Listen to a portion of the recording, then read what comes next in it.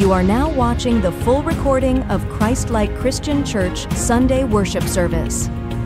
A time of worship, word, and transformation where Jesus is at the center. Let's go deeper in His presence, grow in His truth, and walk in His purpose together. Sabay-sabay po natin basahin ang awit, chapter 18, verse 2. Handa na po? In 1, 2, 3, go! The Lord is my rock and my fortress and my deliverer, my God, my strength, in whom I will trust, my buckler and the horn of my salvation and my high tower. Salamat po sa Panginoon dahil sa buong taon na ito, yung mighty fortress na tema po ng CLCC ay pinatunayan ng Panginoon na siya lang talaga yung ating matibay na tanggulan. At patuloy niya tayong inililigtas, hindi lamang sa mga sakuna. Amen po? Salamat sa Panginoon sa kaligtasan din ng ating kaluluwa na patuloy niya ibinibigay. Kaya sa oras po na ito, tayo ay manalangin at aawitan natin siya ng buong puso. Ilapit po natin sa Panginoon yung ating damdamin sa oras na ito. Ano man ang kaabalahan, ano man ang kaguluhan, ano man ang alalahanin, ibigay natin sa Panginoon.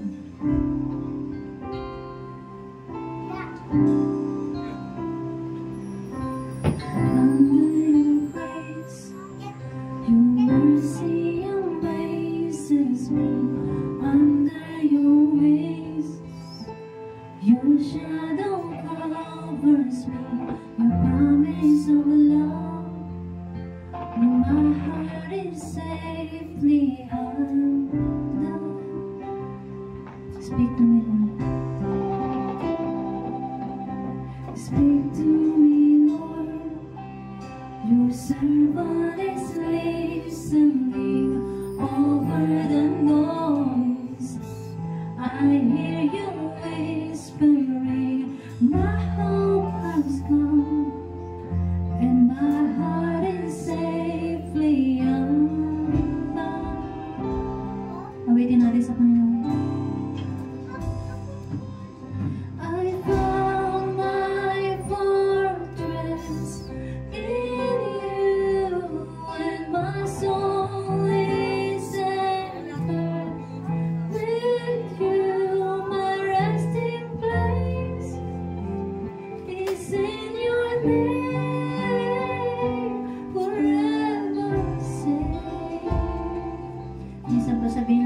Speak to me.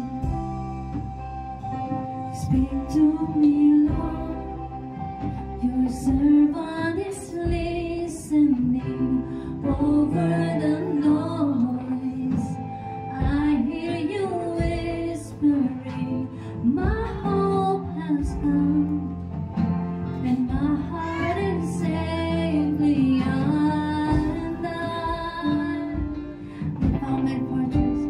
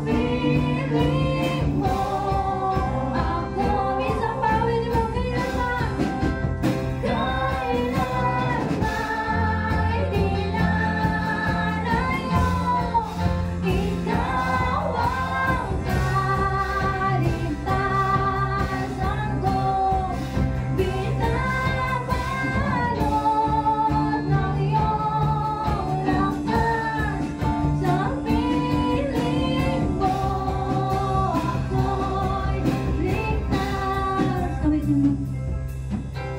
Sandigan. Sige po, lakas mo ang tinig.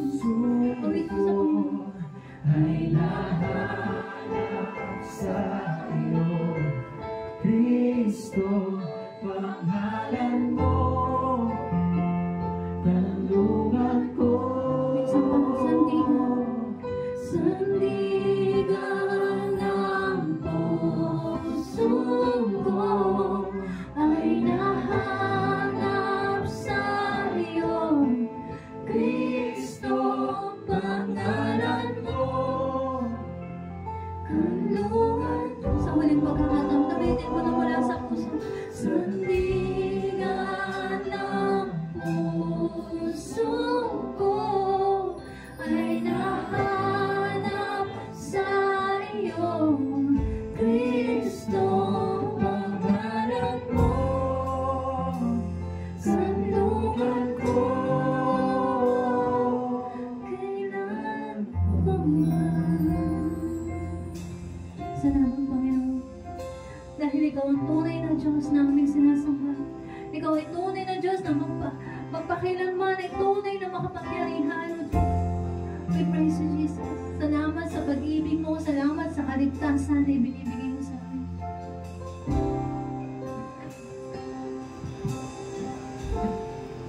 Panginoon, narito ang iyong mga anak sa oras na ito. Patuloy kang magpahalamatin mo. At batid mo ang laman ng puso at ang isip ng bawat isa na namin ito. Alam mo po ang hangarin na dinadalangin namin ito. Kaya sa oras na ito, sa pangalan mo, Panginoong Jesus, alam po namin na kami ay magtatagumpay. Sa pangalan mo, Diyos, alam po namin na kami ay gagaling, makakalaya. Salamat, Panginoon, sa pangalan mong mga mangyarihan. Miracles, wonders, secrets I can contain. They unfold when I speak your name. I'm in awe of your grace, oh God. All the lies, the fears and the doubts, all they melt away when I call on your name, Jesus. I'm no longer afraid. Oh God, Lord, in worship I will recall your faithfulness through it all. Let's sing. When I say your name, I see fate arising. When I say your name, my fears they come crashing. When I say your name, you're drawing me in your embrace. Thank you, Lord Jesus. Sige, kapatid, pasalamatan mo, Panginoon, sa oras na ito. We thank you, Jesus.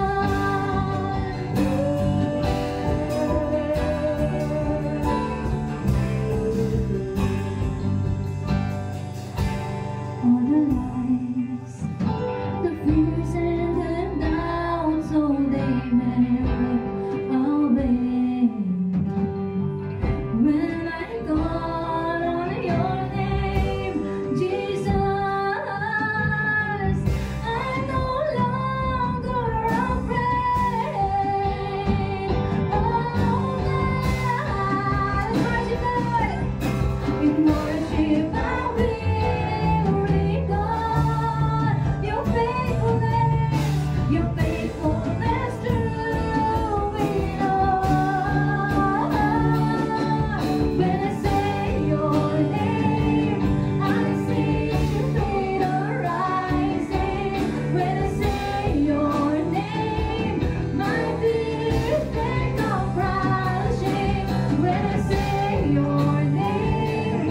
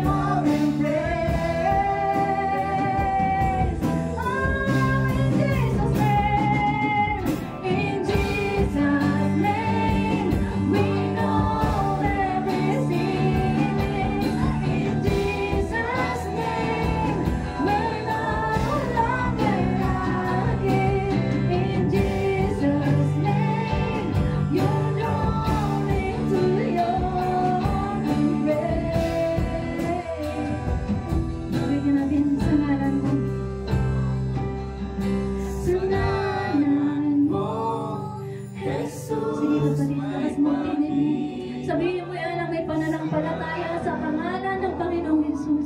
Jesus, walang kulang sa yakap mo, panagan ng puso ko. Minsan pa sa ngalan mo, Panginoon. Sa ngalan mo, Jesus, may Panginoon. Sa ngalan mo, Jesus, walang kulang sa yakap mo, panagan ng puso ko. Minsan pa sa huling pagkakataon, awitin mo mula sa puso. Sa ngalan mo. Sa ngalan mo, Jesus, may Panginoon. Sa ngalan mo, Jesus, walang kulang sa yakap mo, panagan ng puso ko. Salamat, Panginoon. Sige kapatid, dalhin mo ang yatak ng Panginoon sa oras na ito. Thank you, Jesus. Salamat sa pag-ibig mo, Jesus. Ipapurihan natin ang Diyos sa oras na ito. We thank you, Lord. Napakabuti mo, Jesus. Ikaw ay tunay na Diyos. Hallelujah. Purihin ka, Jesus. Dakilang ngalan mo. Hallelujah. Sige kapatid, papurihan mo ang Panginoon. Oh, we worship you, Lord. Ikaw ay tunay at tapat. Ikaw ay Diyos. Napakapangyarihan mo lahat. Salamat o Diyos sa pag-ibig mo, sa kalayaan, sa kaligtasan, sa kagalingan o Diyos. Purihin ka, Panginoon. Sa ngalan mo,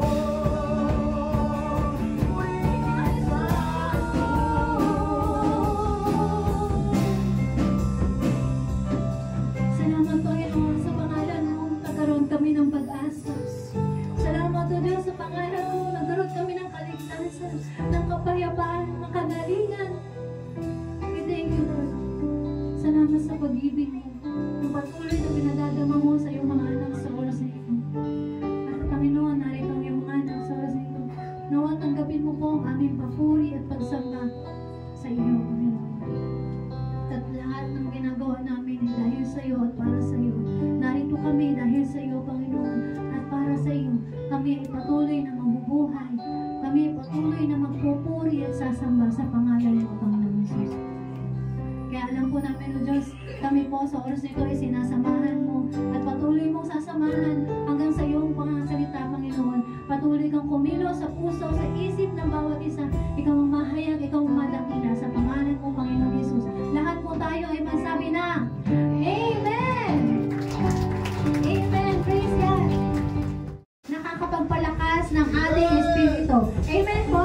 At mas nakakapagpagalak sa ating mga puso. Kaya sa oras nito, awitan po natin siya ng awiting mahalangin. Maaari kang kumembot, gumalaw-galaw, mag-swing para sa Panginoon. Amen!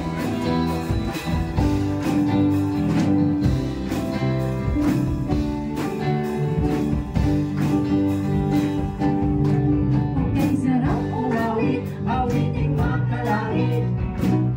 puso mo'y umiiyak sa tuwa. Sa tuwa, Sa galang, ligaya. Nagdadamag mo sa iyong inaawit. Nagpupunyi pati ang hel sa langit. Sa tuwa, sa galang, ligaya. Mga awiting makalangit, ibang ligaya sa iyo'y hatid. Kahit di kayang tumpasan, anumang awiting makasalibutan. Okay, sarap umawit, awiting makalangit. Puso mo'y umiindak sa tuwa. Sa galang, ligaya.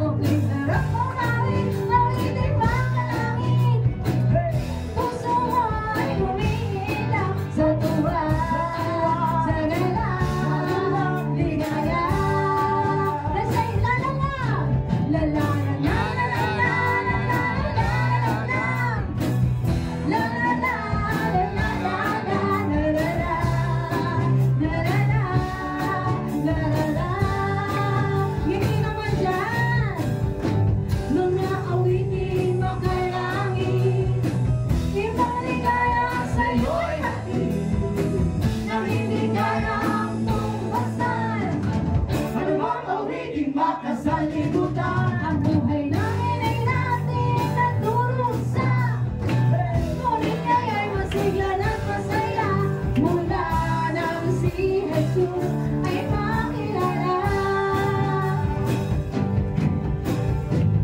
Maring mangitiyaw mo naman ang iyong katabi sa oras na ito. Batiin mo naman ang good morning.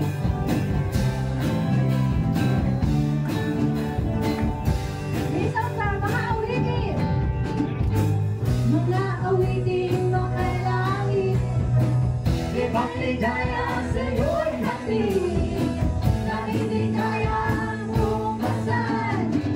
Ano bang awiting makasalimutan? Ang buhay namin ay dating nagdurusa. Ngunit ngayon masiglan at masaya. Dahil si Jesus Ay makilala. okay sarap. Okay sarap umawit. Awiting makalangit. Gusto ko'y umilinda Sa tuwa, sa galaw, ligaya. Sa tuwa, sa galaw, ligaya. Sa tuwa, sa galaw, ligaya. Amen! Papuri sa Panginoon! Hallelujah! Ayan. Biglang nanahimik ko. Zzz. So, napakaganda po ng araw na binigay ng Panginoon sa atin. Nitong nagdaang mga araw, ay nananalangin kami kasi ang sabi ng Pag-asa, bumalik daw si Juan, may nalimutan. Ay, so, sabi ko, sige, pray lang natin. So kahapon ay nagtagumpay yung gawain ng Amazing Kids. Ano gagawin ko dyan? Lalagay din. Paano gagawin? O, meron na ako nito. Iba pa po yan, Pastor. Ang dami Ayan. Okay na? Nakatanggal pa, Pastor. Dahil maligtad po. Okay. So, tagumpay ang gawain ng Panginoon sa mga bata kahapon. Purihin ang Panginoon. At ngayon, binigyan tayo ng Diyos ng magandang panahon. Amen. Ngayon, ang mensahe ng Panginoon ay medyo kakaiba. Kasi may tanong ang Panginoon. Tanungin mo yung katabi mo, nagagalit ka ba? Tingnan nyo ang katabi nyo kung galit. Baka mamaya galit talaga sa iyo yan, ano? Kasi ang pag-uusapan natin ngayon is about anger, no? Yung galit. Minsan, meron tayong mga nababalitaan sa television o di kaya sa mga pahayagan na dahil sa galit ay nakapatay yung isang tao at pagkatapos niya makapatay, nagsisisi siya at sasabihin niya na, hindi ko alam, hindi ko alam na napatay ko siya. Meron bang ganun? Amen po ba? Para bang katulad yan ng mga lasenggo, no? Na matapos makagawa ng pagkakamali, ang sasabihin, sorry, hindi ko alam. Amen. Mga natahimik kayo. May karanasan ba kayong ganun? So, itong pag-uusapan natin is about anger management. Dito ba? Alin ba rito? Ayun. Anger management. Mahalaga po ito na maintindihan natin dahil nga ang galit kumisan ay nagdudulot sa atin ng hindi maganda. Kadalasan, bago mo mamalayan na hindi na pala maganda ang resulta, nagawa mo na dahil sa iyong galit. Amen. Kaya po, sa ating pong pag-uusap sa umagang ito, babasahin natin muna yung Mateo chapter 5. Ayan, no? Tingnan natin muna. No? Nasaan ba yung Mateo? Sabi diyan, you have heard that it was said to the people long ago, you shall not murder, and anyone who murders will be subject to judgment. But I tell you that anyone who is angry with a brother or sister will be subject to judgment. Again, anyone who says to a brother or sister, Raka, is answerable to the court, and anyone who says you fool will be in danger to the fire of hell. Amen. Ayun pa, meron pang kasunod. Therefore, if you are offering your gift at the altar, and then remember that your brother or sister has something against you, leave your gift there in front of the altar. First go and be reconciled to them, then come and offer your gift. Settle matters quickly with your adversary who is taking you to court. Do it while you are still together on the way, or your adversary may hand you over to the judge, and the judge may hand you over to the officer, and you may be thrown into prison. Truly, I tell you, you will not get out until you have paid the last penny. So dito, binabanggit sa atin ng Panginoon na kinakailangan na kung may galit ka o meron kayang nagalit sa iyo, makipag-ayos ka muna. That's right. Amen. Baka mamaya ay may pagsumbong ka nitong nakagalit mo sa korte at makapagdulot ito sa iyo ng malaking pinsala. Pero ito, sa totoo lang, sa buhay pananampalataya, kapag ang isang taong nasaktan mo ay nagsumbong sa Panginoon, malaki ang magiging pinsala nito sa iyo. Bakit? Kasi nga, yung tawagin mo pa lamang siya na raka, na ang ibig sabihin noon ay mapapasama ka. Amen po ba? Iba kasi ang kahulugan noon eh. Ay, mananagot ka na sa Panginoon. Tapos kapag tinawag mo pang fool, no? Ano ba sa Tagalog ng fool? Hangal. Pag sinabi mong hangal yung isang tao, mapapasa impyerno ka. Wala ka namang ginawa, nagsalita ka lang.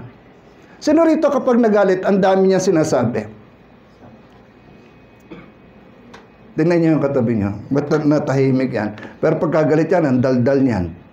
Ang dami sinasabi. Tapos, kumisan yung mga sinasabi niyan, hindi mo marinig, hindi mo maintindihan. Tandaan po natin, okay lang na tayo ay magalit. Pero sabi nga, huwag tayong magkakasala. That's right.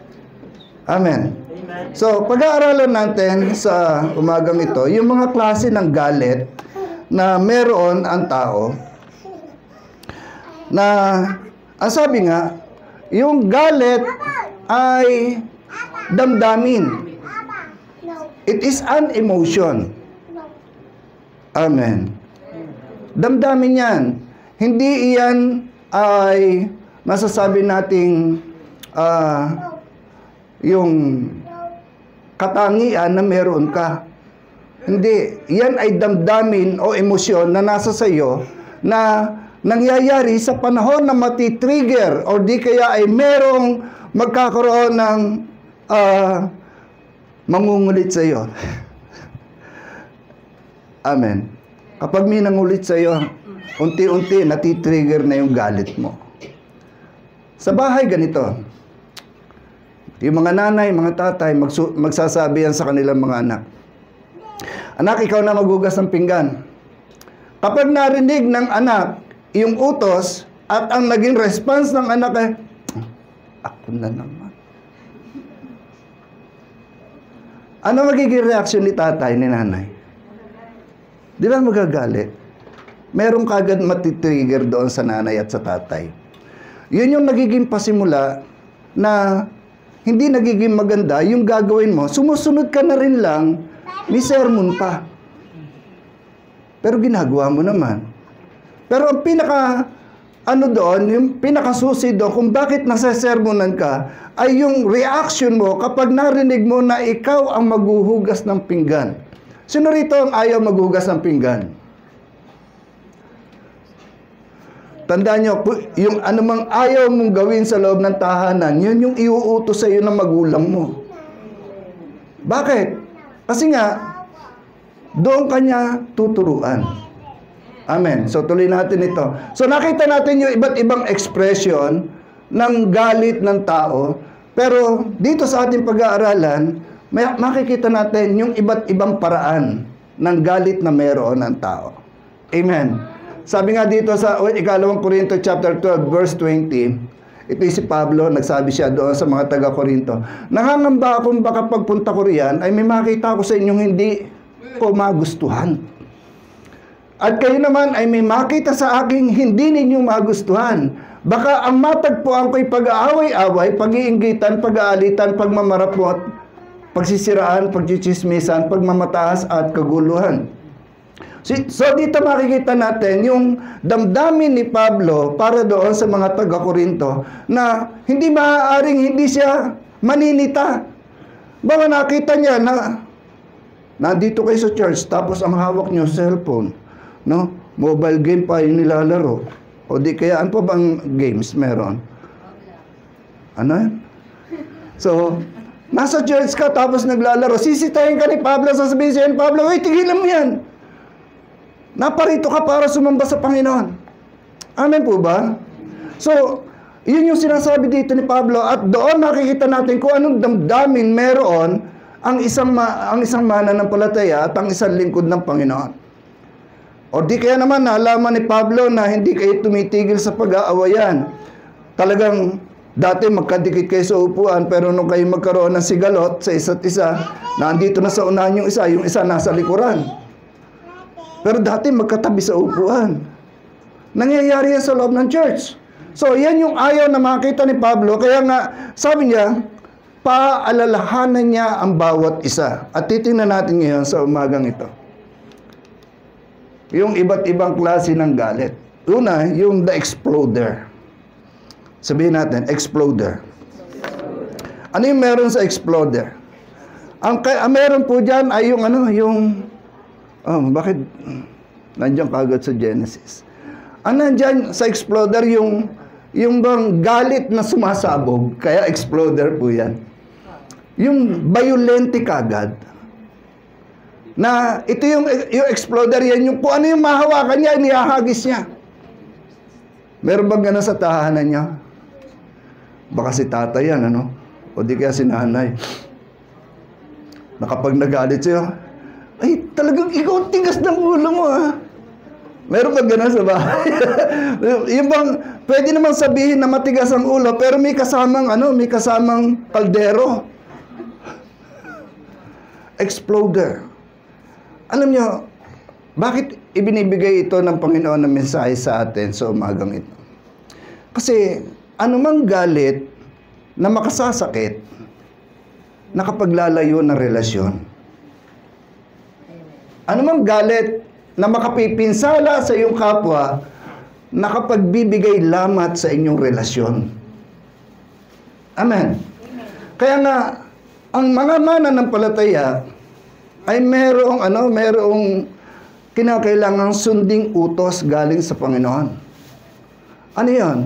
Na kung magagalit ka, iwasan mo na ikaw ay magkasala. Mamaya makikita natin yung verse. Ano pa yung meron dito sa galit na ito na tinatawag nating exploder? Ito po yung katulad ng ginawa ni Cain.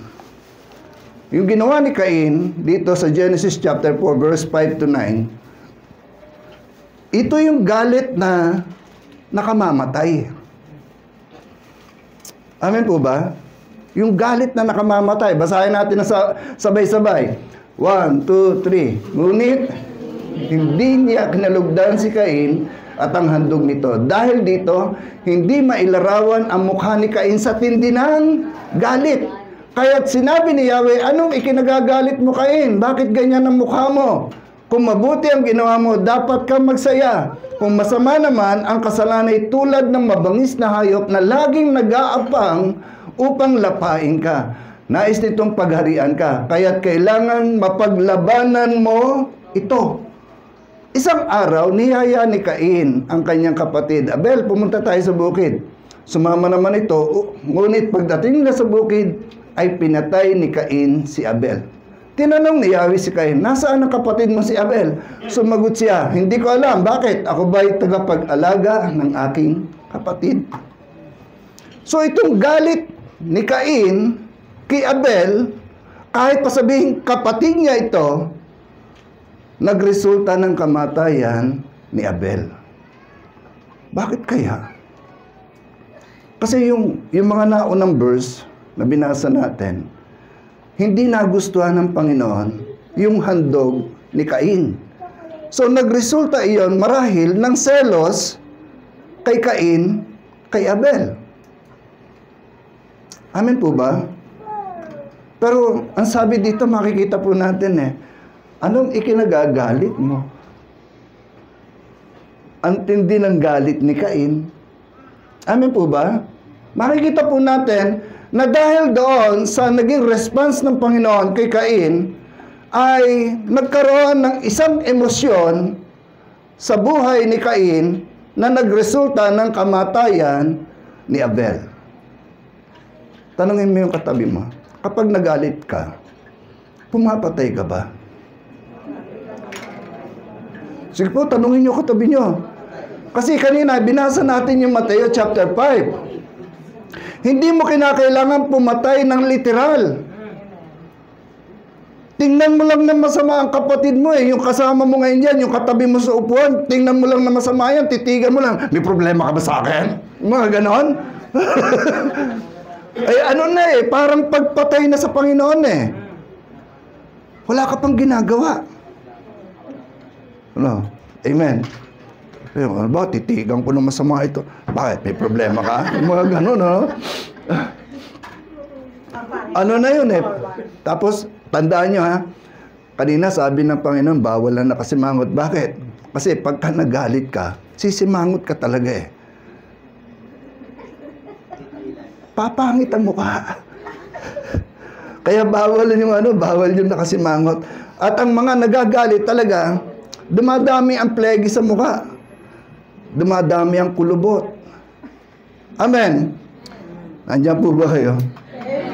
So, itong galit ni Cain kay Abel, nagresulta ng kamatayan. Kaya ito po yung unang pagpatay sa Biblia. Nandiyan yung unang pagpatay. At imagine niyo po yun. Tinanong ng Panginoon si Cain Cain, nasaan si Abel? Ewan ko. Bakit? Ako ba yung yaya ni Abel? Tagapag-alaga ba ako ni Abel? Isipin niyo kung makipag-usap ang isang taong galit. Makinig po kayo. Baka kayo ganito.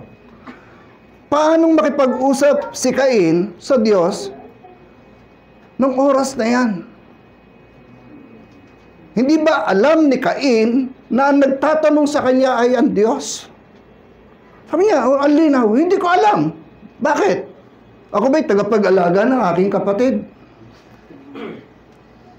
Siguro ganyan kayo sa bahay niyo Galit kayo, Galit kayo kay nanay, kay tatay.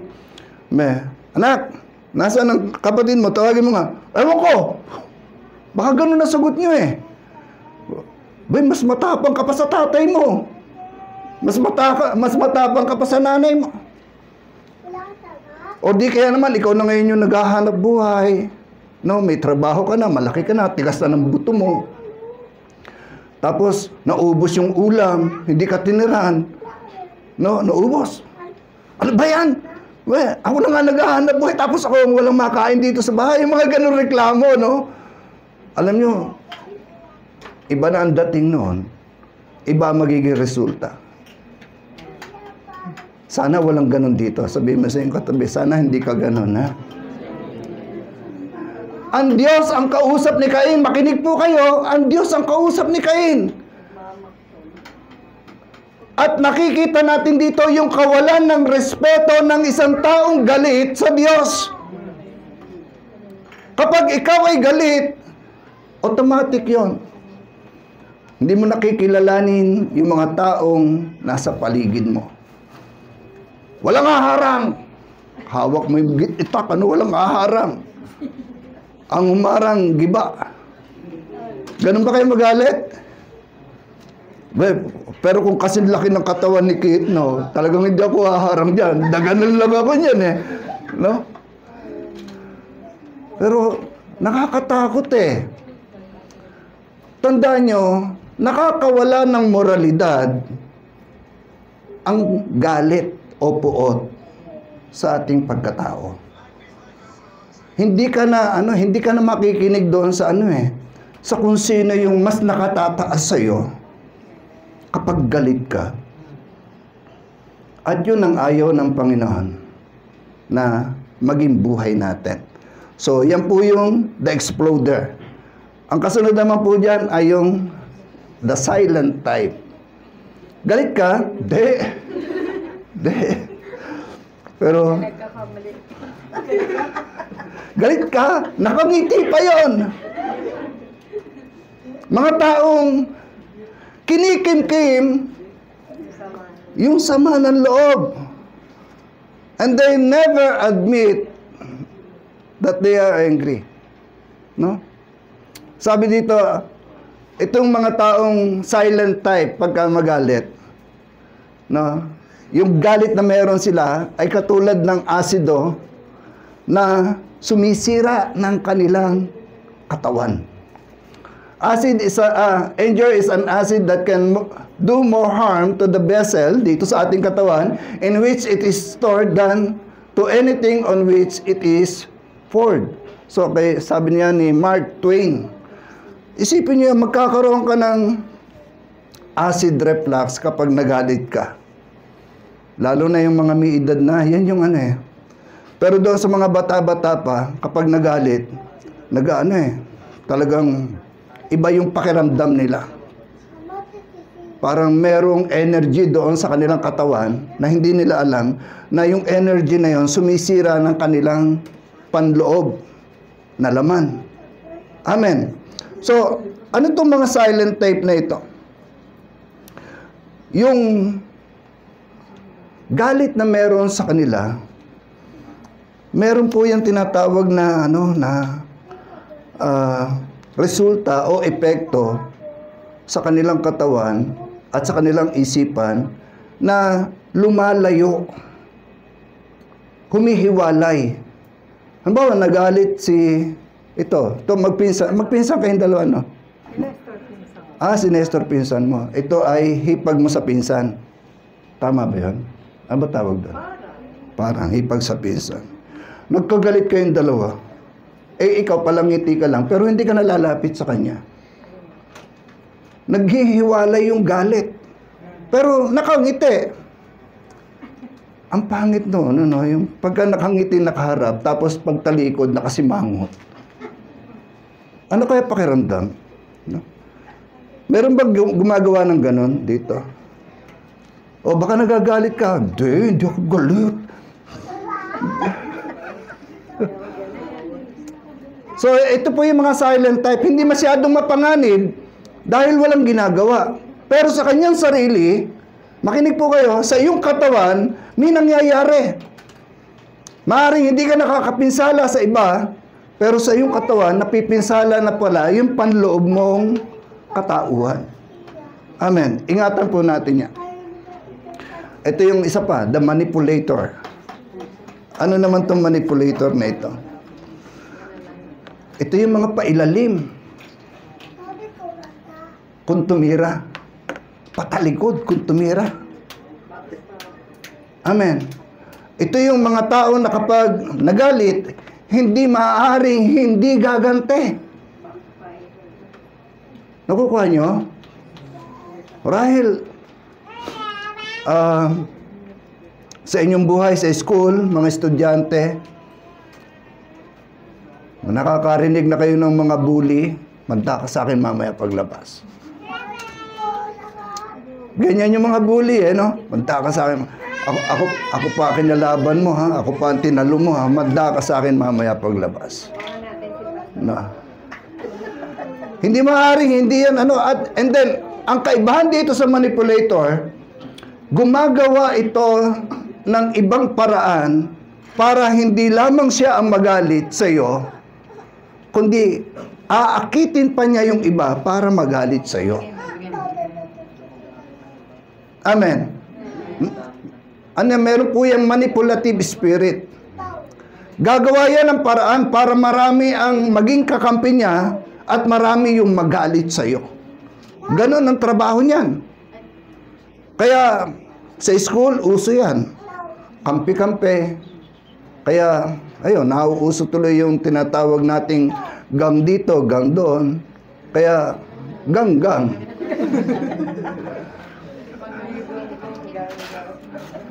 Hindi, ayokong gamitin yung letter U, no? Gang na lang. Pero hindi maganda nagiging resulta. So, pag-uusapan natin ngayon, how to manage our anger. Gusto niyo po ba yan? Nandiyan po ba kayo? Gising na? Gising na po ba? Kalabitin niyo, baka sabihin mo, baka galit na. How to manage our anger. Number 1, sabi niya, stop and think before you speak. Stop. Huminto ka muna. Bago ka magalit, hinto muna. Teka, ano ba itong nagpo-provoke sa akin? Ano ba itong nangyayari sa akin? Bakit parang tumataas yung temperatura ng iyong dugo? Bakit parang sumisimangot ka na? Harap ka sa salamin. Tingin ka muna. Amen. And then mag-isip, tama ba na magalit ka sa oras na ito, sa taong ito na nagpo-provoke sa'yo? At bakit ka napoprovoke? Bakit natitrigger ang emotion mo? Bakit ka nagagalit doon sa narinig mo? O bakit nagagalit ka sa ginawa niya sa'yo? Pastor 10 taon na yung utang niya. Hanggang ngayon, di pa binabayaran. O pwede nga, magalit ka. Pero nakatiis ka na doon sa 10 taon di makakatiis ka pa uli ng another 10 years.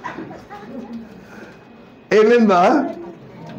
Sabihin natin, paigsin natin, Pastor usapan namin sa linggo lang sa tuwing magkikita kami so susunod na linggo. Pag sunod uli ng linggo, sasabihin niya, Pastor, next week uli daw binabago lang yung words. Okay lang. Nakatiis ka na Pero sa totoo lang, pagka gano'n ng mga usapin, makikita natin kung paano gumalaw ang Diyos sa buhay ng isang tao na sabihin natin na agrabyado. Ako marami akong kwento ng kaming mag-anak ay naagrabyado, no? Yung aming bahay at lupa sa Kalamba, na pundar talaga yun ng aking magulang. Pero yung bahay, aking pundar naman yung bahay. Ay nakuha ng aking mga kamag-anak na ibenta yung bahay at lupa na dinaya yung perma ng nanay ko. Ang sabi ng nanay ko, yaman, pera lang yan. Sabi ko, yaman ng nanay ko. Ay maganda yung lote namin doon sa Kalamba. Yun yung unang subdivision doon na malapit sa munisipyo. Doon sa lumang munisipyo. Sabi ko, sige. Okay lang. Si Nanay Ami sabi, okay lang daw Pero kami dito, naninirahan kami dito. Wala kami sariling lupa at bahay dito sa Binyang. So, yun yung problema kong malaki. So, yun yung una. Pangalawa, hindi tanggap ng aking mga kamag-anak sa side ng tatay ko, yung nanay ko, kasi Bisaya. Ang tingin kasi ng mga Tagalog nung una, sa mga Bisaya o galing sa probinsya, yung batawag do, alila, yung katulong. Katulong ang tingin. Mababa. So, hindi tanggap kasi galing sa probinsya nanay ko. Bakit ganun? Pare-pareho naman tao. No? Kaya nung ako'y lumalaki, natuto akong magalit. Makinig ito'y buhay ko nung luma. Natuto akong magalit at sa bawat galit na meron ako, hindi maaaring hindi ako nakapananakit ng aking kapwa. Doon ko na ibubuhos talaga yung galit ko. Nung panahon na ako'y binata, sabi ko, makaganti man lang. Makaganti man lang yung nakatwirang ko. Kaya nung makilala ko ang Panginoon, sabi ko, Lord, sorry. Ang dami kong nasaktan. Lord, sorry dahil hindi pala tama yung aking mga ginawa. So, yun yung buhay. Ang daming kwento ng pang-aagrabyado sa amin ng mundong ito. Pero, salamat sa Panginoon kasi nga, binago ako ng Panginoon. So, tuloy natin ito. Stop. Think. Sabihin mo sa katabi mo, mag-isip ka. Usapin mo, huwag ka mahiya. Sabihin mo, mag-isip ka. Kasi, pagka hindi mo inisip ko, ano magiging resulta ng galit na meron ka, hindi mo mamamalaya, napahama ka na pala. Nandiyan po ba kayo? Nahihirapan ako sa tiyang ko ngayon. Purihin ang Panginoon. Ay ko, grabe ang tiyang ko ngayon eh. Kinokontrol ko naman ang kain ko. Nung maliit ang tiyang ko, sabi ko, kailan kaya ako tataba? Nung tumaba naman ako, nahihirapan naman ako huminga. May kinokontrol ko yung tiyang ko, sabi ko, huwag kang lumitaw. Before you speak. Ano ibig sabihin nito? Maigi pang hinataw mo ang isang bata kaysa pagsalitaan mo ng hindi maganda. Lalo na pagka nagalit kayo sa mga apo, no? O di kaya sa inyong mga anak, hatawin nyo na lang kaysa magsalita kayo ng, ikaw ang pangit-pangit mo talaga, bakit pa na pinanganak kita? Ang sakit noon! No? Ang tatangos ng ilong namin, ang ilong mo lapad.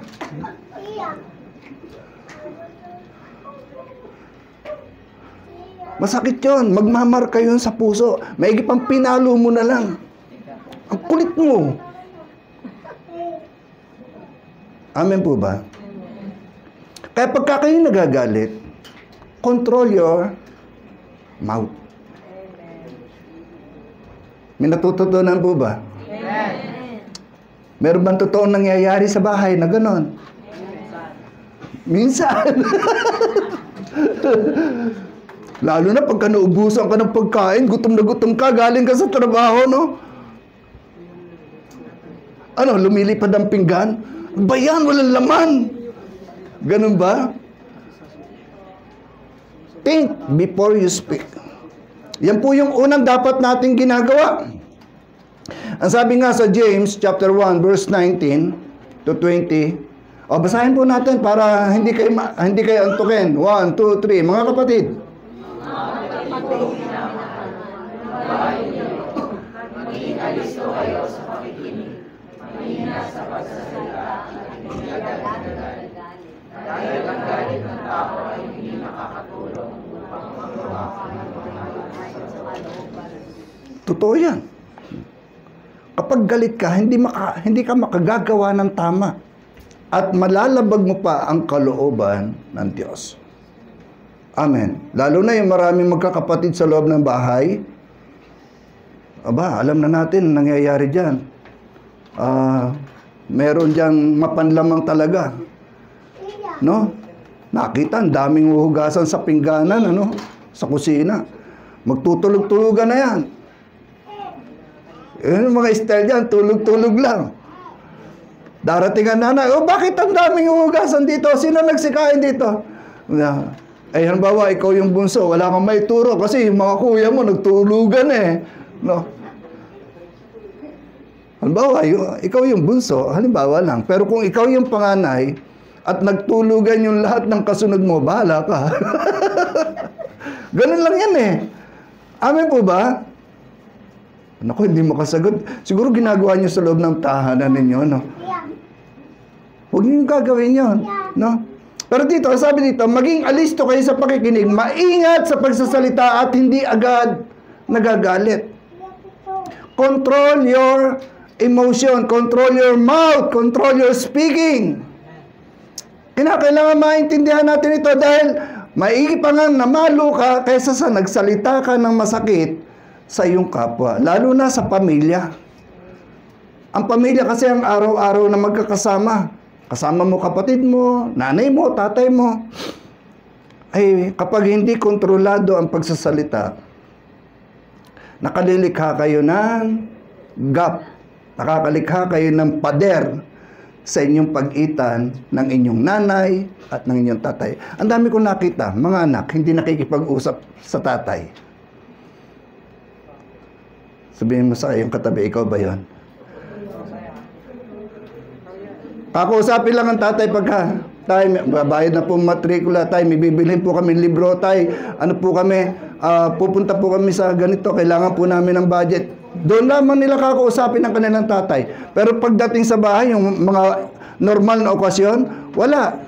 Hindi man lang sabihin sa tatay, tay, ganda po na nangyari sa amin sa school, ganito po yung nangyari. Walang ganon. Nakukuha nyo? Amen po ba? Pero, sabi nga, hindi maganda nagiging resulta. Kahit anong galit ng mga anak sa kanilang magulang, dapat kinakausap nyo pa rin ang inyong mga nanay at tatay. Respeto. Sabihin niyo sa katabi nyo, respeto. Amen? Tuloy natin. Pangalawa, how do we manage our anger? Understand your anger. Kinakailangan maintindihan mo bakit ka nagagalit. At ano ang iyong ikinagagalit? Alam niyo po ba ang galit? It is not only an emotion. Ang galit is also a decision.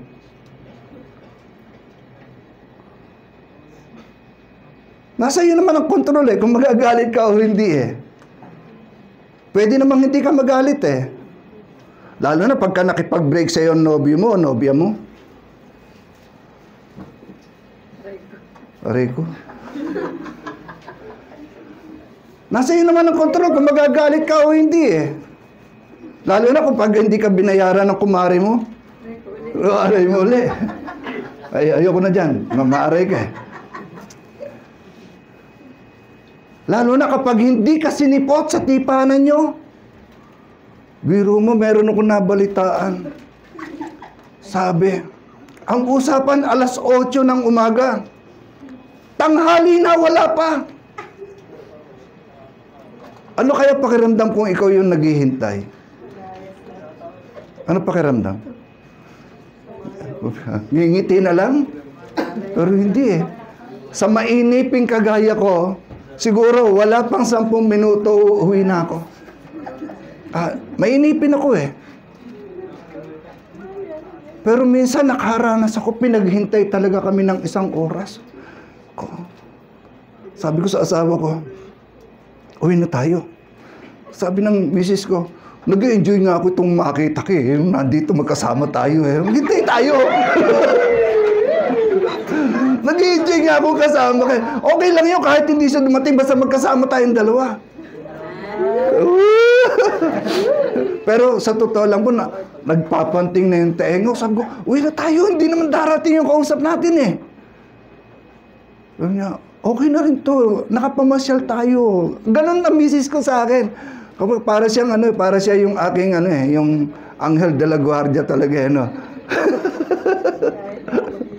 Kahit nagigigil na ako, ang misis ko naman very cool lang Kasi gustong-gusto niya talaga magkasama kami na hindi kami nag-iwalay sa mga lakad. So balik tayo dito, baka kung saan mapapunta yan Understand your anger. Pagka naintindihan mo kung bakit ka nagagalit, may dahilan ka na para kontrolin yung galit mo. Nasa iyo yung desisyon. Sabi mo sa katabi mo, nasa desisyon mo yun. Hindi lamang damdamin yan. It is also your decision kung magagalit ka o hindi sa isang tao. At kahit pa sabihin ka, galit-galit na siya, control mo pa rin. Decision mo pa rin yun. Amen ba? Imagine nyo na lang ang nanay at tatay nyo. O mga kabataan, nanay at tatay nyo, kung buhay pa, makikita nyo yan kung mag-away yan, parang talo pa ang mga pusa na naglalampungan, maingay.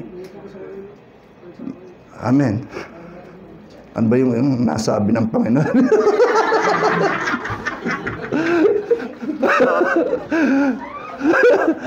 Ano ba yun? Maingay. Narinig ng lahat ng kapitbahay, pero maya-maya, magkatabi sa higaan. Tahimik na. Nakukuha niyo po ba?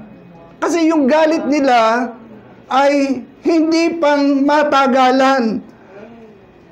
Yung galit na meron sila, lambingan lang yun para sa iba. Amen.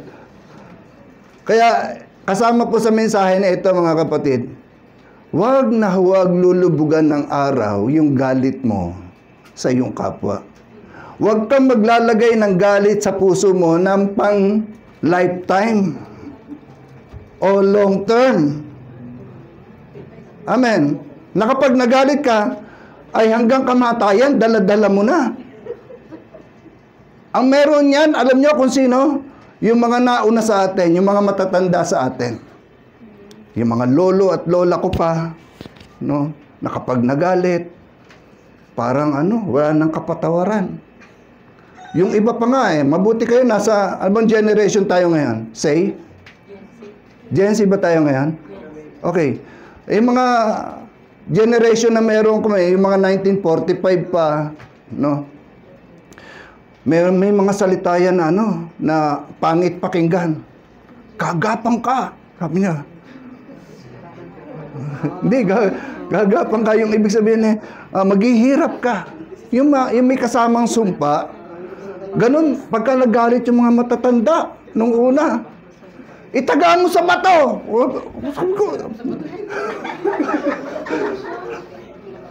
Ayaw ko narinig nyo na, itagaan nyo sa bato. Sino ba naman matinong taon tataga sa bato? Pero alam nyo ibig sabihin, itagaan mo sa bato, hindi tayo magkakaayos kahit kailan.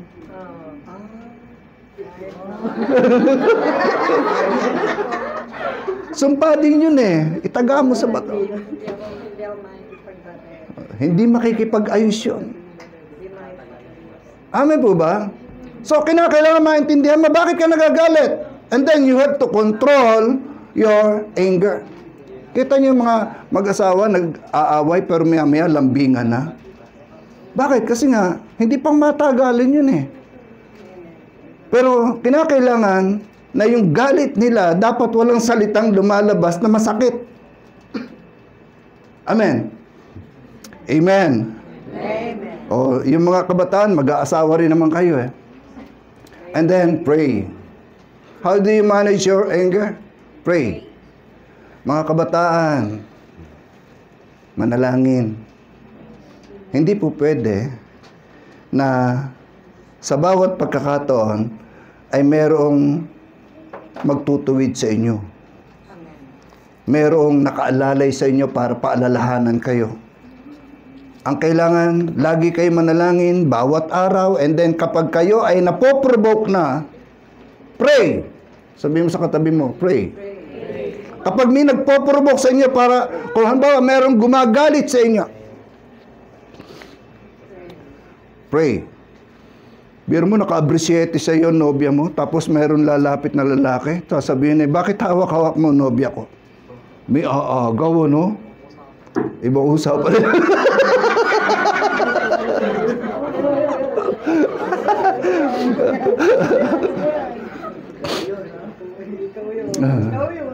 Ibang usapan. O di kaya naman naprovoka dahil yung mister mo may ka-appreciating iba. Kaya ang basta sa pader mo Uy, huwag ganun Bad yun, bad. Pray. Manalangin. Bakit kasi napoprovoke makita mo yung mahal mo sa buhay, merong hawak na iba? Pray. Hindi yung pagsugod mo, ay naku! Sasabunutan mo na kaagad. Wag. Pray.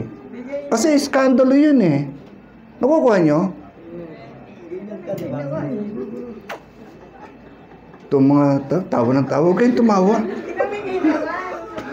Pray, manalangin. Bakit? Kasi kailangan nating ikondisyon yung ating emosyon, yung ating isipan sa nakikita natin na nagpapagalit sa atin. Kapag ginagalit ka ng tao, pray. Kasi ang gusto ng kaaway, mawala ka sa kondisyon. Ang gusto ng kaaway, magkasala ka. Sapagkat kapag nagalit ka, automatic yon, malapit ka na doon sa pagkakasala. Makagagawa ka na ng hindi tama. Saktan mo yung tao, yung pala, kaya pala nakakapit doon sa braso ng asawa mo, kapatid pala. Hindi mo kilala. Tapos sinugod mo, sinabunutan mo. Ikaw, asawa na may asawa, sinasama. Naku. Nakalbong bigla, yung pala, nakawig lang. Amen. Nakakahiya yun. Magkapatid pala yung dalawa. Halimbawa, ayun, magkapatid yung magkatabi doon, si Dave, tsaka si, Eunice. Si Denise, ayan, magkapatid. Tapos nakita ng nobya ni Dave. Sino yun? Gandang babae. Tapos sinugod si Denise, Ay di na iskandalo, yung pala magkapatid. Pray, sabi mo sa katabi mo, pray. Pero yung may aagaw ng nobya mo, ibang usapan, sa kanya. Purihin ng Panginoon. Ano pa? Yan ba huli? Sabihin niyo, we need to apologize. Kinakailangan matuto tayo humingi ng tawad. Amen. Halimbawa, number 1 na laging halimbawa natin pamilya. Ito mga bata, ayan, maliliit ang kasama nito ni Lottie. Pag pinalo mo yan, iiyak yan. Sino rito nakaranas ng palo ng magulang nung kayo bata pa? Yung isinilid kayo sa sako. Ako sinilid ako sa sako ng nanay ko, sobrang kulit ko kasi. O, ang kulit mo Kasi, at the age of 7, kung saan ako nakakarating, pinarusahan ako ng nanay ko, nilagay ako sa sako, tinali ako sa sako. Ako naman, hindi iyakin nung kabataan ko, hindi ako iyakin. Yung nanay ko ang umiyak. Kasi, ba't ganon, hindi ako naiyak? Ang hinihintay ng nanay ko, umiyak ako. yung magmakaawa ako na makalabas ako doon sa sako. Hindi alam ng nanay ko, from the kabataan ko, talagang maparaan na ako. Kaya kong sirain yung sako. Iba usapan na yan. Sabi dito, apologize. Bata, pinalo mo. Kinakailangan alam ng bata kung bakit mo siya pinalo. At sasabihin mo sa kanya, Apo, sorry pero makulit ka eh. Ito kasi yung ginagawa mo. Yung aking mga apo, pagka nangungulit yun dyan, lalo na pagka walang gawain, at ako'y medyo naiirita na, ay mamamalo ako, sabi kong ganun. Sabihin ko talaga, mamamalo ako. Pagka hindi tumigil, hindi nila alam kung anong oras ko sila papaluin. Talagang pinapalo ko yun ng stepin. Pak! Tigil bigla yun. Alam mo na kung bakit kita pinalo. Huwag ka iiyak. Maya-maya yan, lalapit na sa akin, sasabihin sa akin, sorry, Lo. Alam niyo po, madali turuan ang bata. Amen. Pero pagka edad 13, 14, 15, 16, 17, hanggang pataas, apakahirap ng turuan na mag-apologize. Bakit? Kasi meron ng pride. Uy, siya may kasalanan siya humingi ng tawad. Lalo na pagka alam mong may katwiran ka. No? Kapag may katwiran, ipaglaban. Yun ang kalokohan ng mundo. Kalokohan niya ng mundo yung kapag may katwiran ka, paglaban mo. Di nagkagulo tayong lahat kasi may katwiran din ako di kagulo tayong lahat. Hindi, ang kailangan, ang sinasabi ng Biblia, matuto tayo magpakumbaba. Humingi ng tawad, mag-apologize. Napakadali naman yun. Sorry na, bati na tayo. Para lang naman tayo mga bata niyan Sige na. Ito candy, Ganun lang naman tayo Hindi yung, bahala ka sa buhay mo. Inaway-away mo ako Simula ngayon, di na tayo magkabati. Ganun ba? Ay di nawalan ka ng kaibigan. Nawalan ka ng isang tao na marahil sa bandang hulihan ng buhay mo, siya pala ang tutulong sa'yo. Sumisira tayo ng relasyon sa kapwa natin kapag hindi ka natutong humingi ng kapatawaran o magsabi man lang ng sorry. Sabi nga,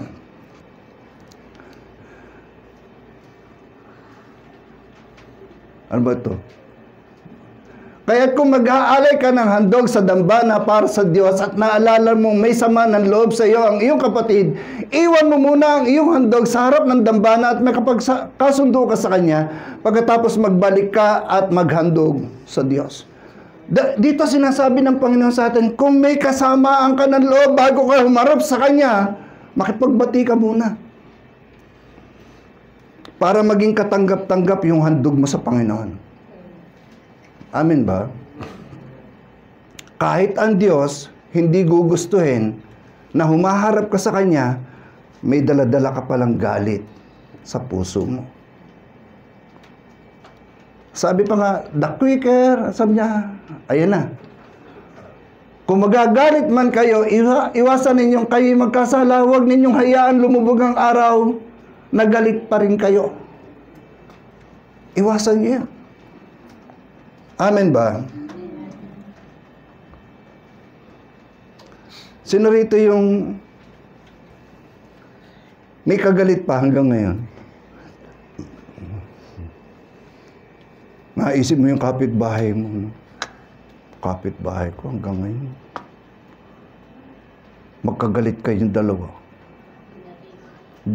Pagdudungaw mo ng bintana at nakita mo siya, sinasarado mo bigla. Uy, o di kaya ay alam mo kung paano siya maglakad. Tunog pa lang ng lakad niya. Naku, nandito na naman yung chismosa kong kapitbahay. Yung mga ganun, ano? Galit ka. Sa totoo lang, kahit anong ugali meron yan, kapag galit ka, hindi mo yan, hindi mo na talaga papansinin yan, Pero kahit anong sama ng ugali niyan, kapag hindi ka galit sa kanya, papansinin mo yan, No? Mag-good morning ka pa, good morning. Kahit anong sama ng ugali, no, kahit hindi ka pansinin. Pero pag ikaw ang galit, ay kahit mabait yun, di mo pa rin papansinin. Galit ka Ano kaya mas maganda? Yung hindi ka galit, o yung ikaw ay galit? Alin ang mas maganda sa dalawa? Walang sumasagot dito. Na-rapture na. Alin mas maganda? Hindi ka galit?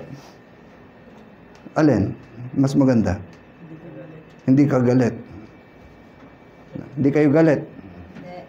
Hindi po ba galit? Ano? Maganda po galit pero hindi mo naman pinapansin. Hindi ka galit pero hindi mo pinapansin. Hindi ka galit pero nagtatampo. Pareho rin yun. Okay dyan. Alin na mas maganda? Yung hindi ka galit? Yung hindi galit. Tapos? Nagtatampo. Tahimik lang. Pogi, kumusta? Hindi ka galit? Hindi. Alin na mas maganda? Hindi galit? Hindi rin maganda yan. Alam nyo, ang mas maganda rito, sundin yung sinasabi ng Panginoon. Na bago tayo humarap sa Kanya, makipag-ayos muna kayo doon sa mga taong nakasakit sa inyo at sa mga taong nasaktan ninyo. Bakit? Kasi magtataas tayo ng kamay sa Panginoon, magpupuri tayo sa Kanya, aawit tayo sa Kanya, tapos meron palang galit, meron palang sama ng loob, meron palang hinanakit niya sa puso mo, tapos nagtataas ka ng kamay sa Panginoon, ano sasabihin sa iyo ng Panginoon? Papuri-puri ka pa dyan, tapos naandyan yung galit, naandyan yung sama ng loob, hinanakit. Alin dyan ang totoo? Hindi natin madadaya ang Diyos. Kaya kinakailangan bago ka humarap, sumamba sa Panginoon, dapat iniwan mo na yung galit at puot sa krasada. Alisin mo yun, tapon mo sa sa basuran. Tsaka na nga. Ibinabato mo yun. Harap ako sa Panginoon, dapat wala akong galit, wala akong puot. Pero para mangyari yan, balikan mo muna yung kapitbahay mo, yung kaibigan mo. Sa totoo lang, ngayon mabilis lang Isang text lang Sorry na, pwede ba? Bati na tayong dalawa. Parang bata lang. Ginawa niyo ba yon? Ang hirap pagka inutos na sa iyo ng Panginoon yan. Nung sabihin sa akin yan ng Panginoon, nung ako'y nagsisimulang sumunod sa Kanya, iyak ako eh. Sabi ko, Lord, hindi naman basta-basta yung ginawa nila sa akin.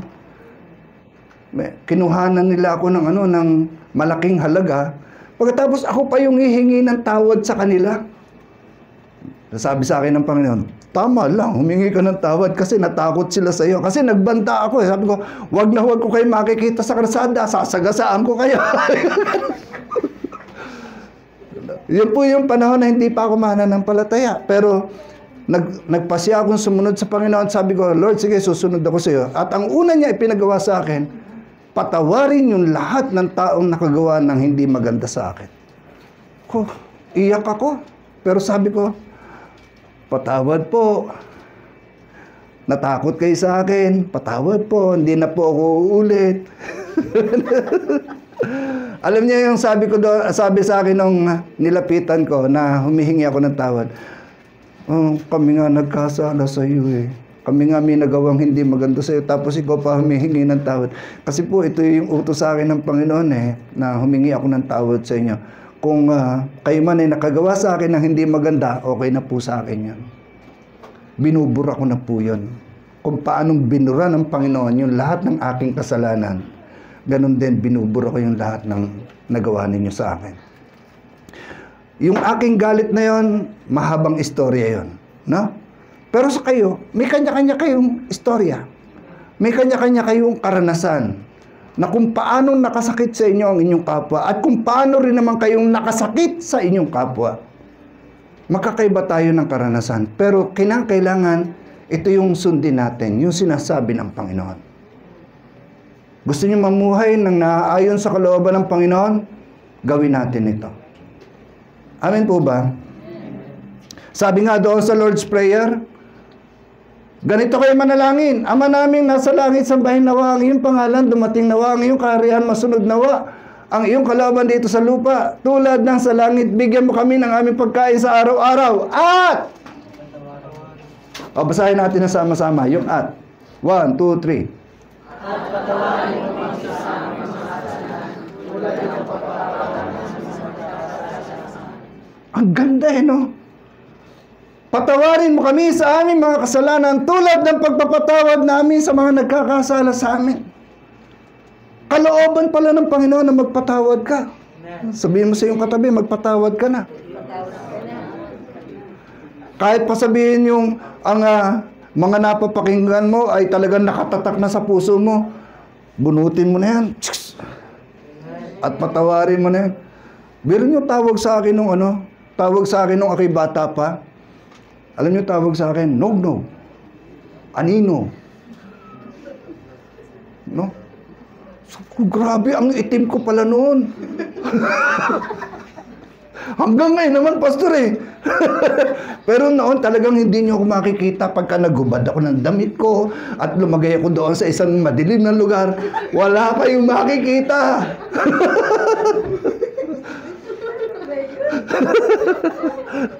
Pero tanggap ko yun. Pero sabi ka, pinatawad ko yung lahat. That is beautiful. Pinatawad ko yung lahat ng mga tao na nakasakit at nakagawa ng hindi maganda sa amin. Sa umagang ito, sabi dito ng Panginoon, sa Colossians chapter 4, verse 2, devote yourself to prayer, being watchful and thankful. Dito tayo magtatapos. Mas mainam na buo ang relasyon mo, una sa iyong pamilya at sa mga taong malapit sa iyo. Sa school, sa trabaho, mas maganda na buo ang relasyon mo sa kanila. Yan yung paraan na pwede mong ipakita na buo ang relasyon mo sa Diyos. Kapag buo ang relasyon mo sa pamilya mo, sa mga kaibigan mo, sa mga kaklase mo, sa mga katrabaho mo, yun yung nagpapakilala sa iyo na buo ang relasyon mo sa Diyos. Amen. Napakahirap ng buhay ng isang tao na naglalakad ka dyan, na tinitingnan mo bawat sulok, bawat kanto, baka may kalaban ka. Ano ibig sabihin? Ang liit ng mundo mo. Pero kung wala kang kagalit, malaya kang makapaglakad dyan, masaya. Amen ba? Kung wala kang kasamaan ng loob, lagi kang nakangiti. Gaganda mukha mo. Gaganda buhay mo. Amen? Kaya, sa pagtatapos sa umagang ito, devote yourself to prayer. Manalangin.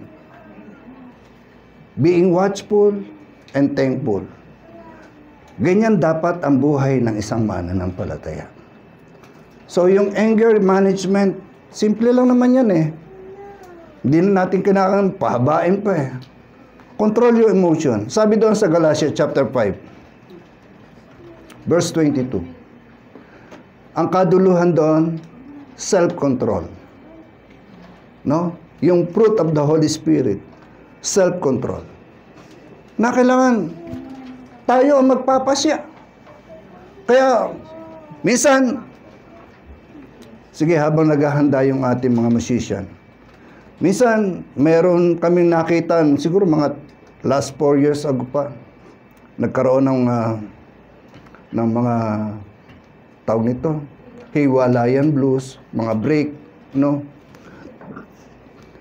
Ewan ko, narinig nyo na ito. Huwag kang umiyak. Huwag ka rin magalit. Siya ang nawalan, hindi ikaw. Sabi, pampalakas ng loob yun, no? Kasi nga, iiyakan mo yung nakipaghiwalay sa'yo. Eh di proud na proud yun. Sasabihin, luluha ka, di pa, no? Kasi, mahalaga ako sa'yo. Ganun ang magiging damdamin nun eh. Pero kung hindi ka umiyak, magtataka yun. Hindi pala ako mahalaga sa kanya. Kasi, ikaw ang nawalan, hindi siya. Nakukuha niyo? Kaya sabihin mo sa katabi mo, pag kami nakapag-break sa'yo, huwag ka iiyak ka. Huwag ka rin magagalit. Well, makikipag-break ako sa'yo. Bakit? Kasi pipiliin ko ang Diyos kesa sa'yo. Tama ba? Purihin ang Panginoon. So tayo lumapit sa Panginoon sa umagang ito. Lumapit sa Panginoon. At suriin natin ang ating mga sarili. Kung tayo ay nagkakasala sa Diyos o hindi dahil sa ating emosyon, purihin ka, O Diyos.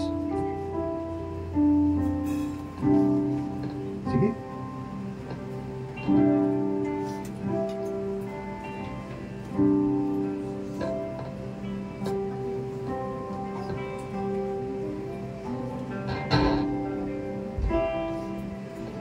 Yes, Lord.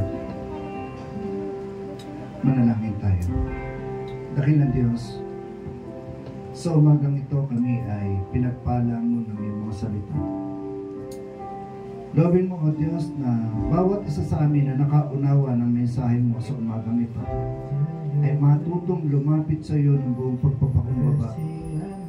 Humihingi kami ng tulong mo, O Diyos, upang anumang naipunla sa amin ng mundong ito, anuman ang nagawa sa amin ng tao o ng mundong ito sa aming buhay na nakasakit sa amin, tulungan mo kami, O Diyos, na ito'y aming may alis sa aming puso at isipan. Tulungan mo kami, O Diyos, na makapagpatawad sa mga taong nakagawa ng hindi tama sa amin. At kung meron man kaming nagawa para sa iba, na kami ay naging marahas sa kanila, nakapagsalita kami ng hindi tama sa kanila, at nakapagpunla kami ng hinanakit, sama ng loob sa kanila, tulungan mo rin po kami, O Diyos, na makalapit muli sa kanila at makahingi ng tawad.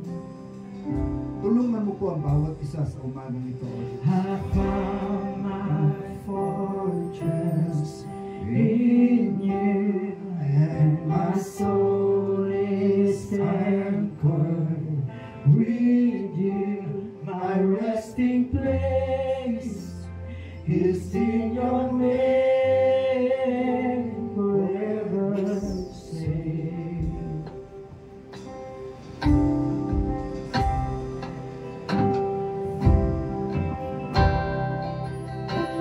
The servants listen,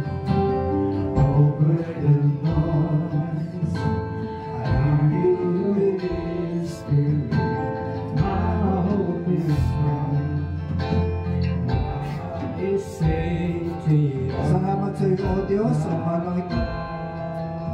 Hinihiling ako ang bawat isa na tumayo at ating sabayin ang Panginoon. Sabayan natin ang awit nila ito. At pasalamatan natin ang Panginoon sa kanyang ginagawa sa ating buhay. Taas natin ating mga kamay sa pagsamba sa Panginoon. Is in your name.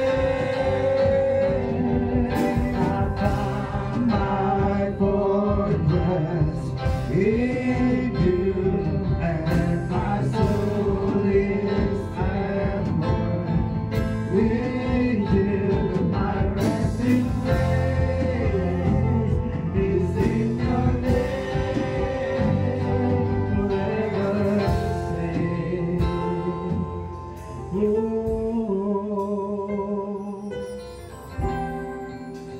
Forever safe. Patuloy tayong lumapit sa Panginoon. Yes, Lord.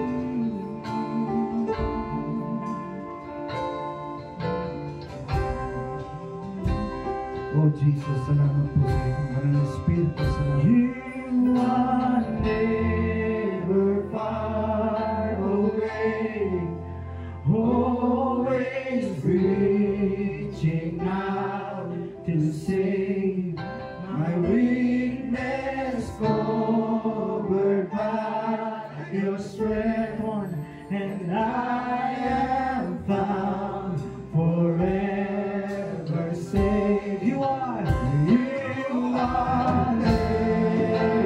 far away, always reaching out to save my weakness. Covered by your strength, and I am found forever. Kailan may dilalayo? Kailan ay dilalayo? Ikaw, Lord! Ikaw ang paligtas ko. Binabalot ng iyong lakas sa piling mo. Ako'y ligtas. Kailanman dilalayo. Ikaw ang ligtasan ko. Binabalot ng iyong lakas sa piling mo. Ako'y ligtas.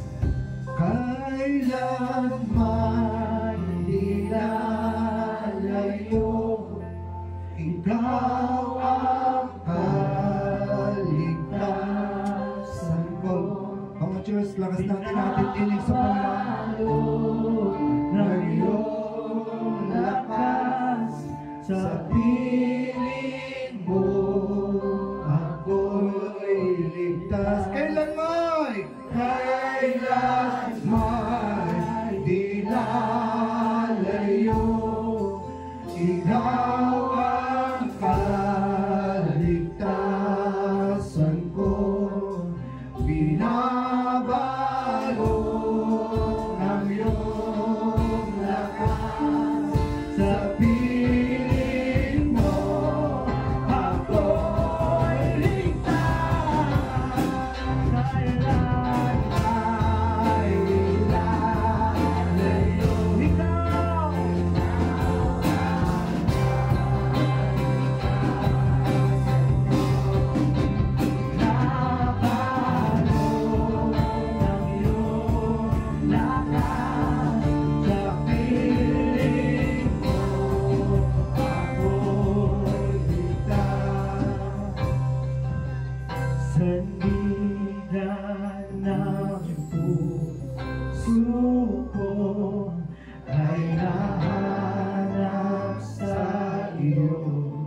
Kristo, pangalan mo, kalungan ko, sandigan ng puso ko.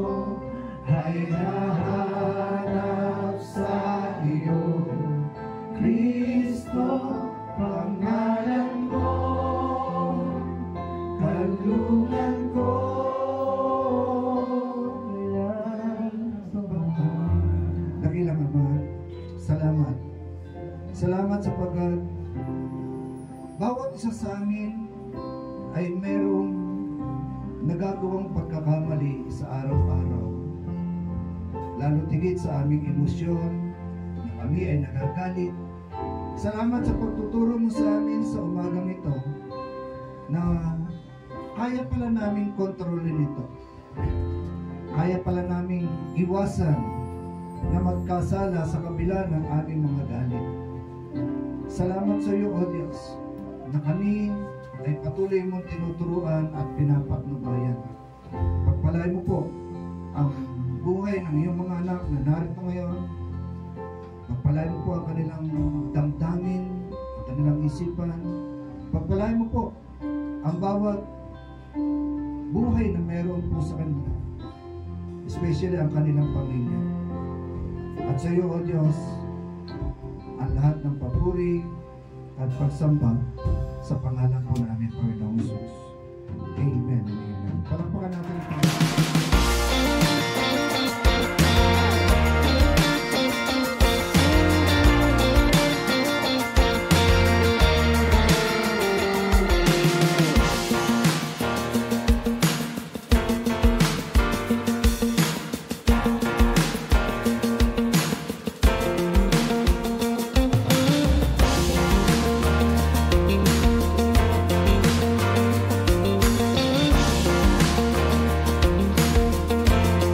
Let's take a few moments to stay connected with what God is doing in and through our church family.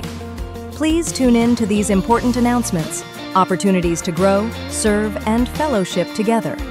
Join us for morning devotion every Monday to Saturday from 5 a.m. to 7 a.m. live on our CLCC Facebook group. Come early, come expectant, and begin your day with the Word, worship, and a fresh encounter with the Lord. Let's grow together in faith, one morning at a time. We also invite you to a special time of seeking God together. Join us every Friday night from 7 p.m. to 8:30 p.m. for our prayer and Thanksgiving gathering. It's a sacred space to pour out our hearts, lift up our needs, and give thanks for all He has done. Come expectant. Breakthrough happens when we pray. And for our young champions, don't forget Amazing Kids, happening every Saturday from 9 a.m. to 11 a.m. right here at CLCC. It's a fun, faith-filled time designed especially for children ages 6 to 12, with Bible stories, songs, games, and lessons that build strong foundations in Christ. Your kids will love it. We'd love to see you again next Sunday. Join us for our Sunday services here at CLCC. We have 2 worship services every week. First service starts at 8 a.m. and second service at 10 a.m. Come early, come expectant, and bring someone with you. There's always a seat for you in God's house.